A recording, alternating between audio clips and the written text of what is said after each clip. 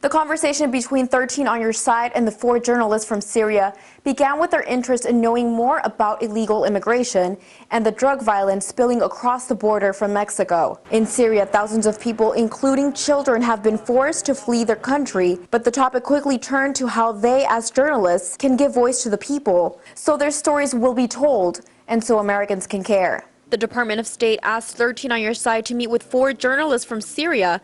One of them, who owns an FM station, survived a sniper's bullet. She did not want to appear on camera. Since the start of Syria's civil war, 1 million children alone have fled the country. The journalists first wanted to know how this crisis in their country compares to illegal immigration in the U.S. They also wanted to know how we, as American journalists, hold political figures accountable.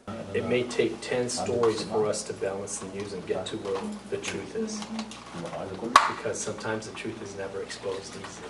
All 4 Syrian journalists also shared with 13 on Your Side the risks of working in harm's way. All of them accused their president, Bashar al-Assad's regime, of deploying chemical weapons against people who oppose his rule.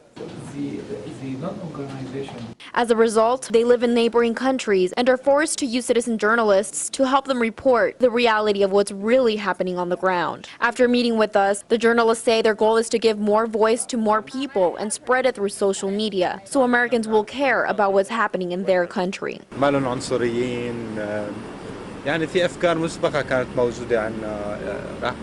They're very diverse, they're tolerant, and they accept one another in spite of their diversity. The journalists say if there's one thing they'd like Americans to know, it's that there are more voices of reason than those extremist terrorists.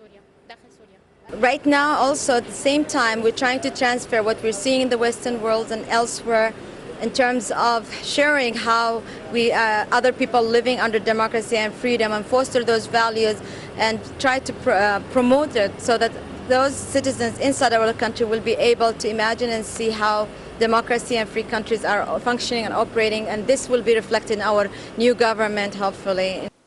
From El Centro, the Syrian journalists will visit New York to meet with national and international news networks. Reporting from the El Centro Bureau, I'm Gracia Aguilar, 13 on Your Side.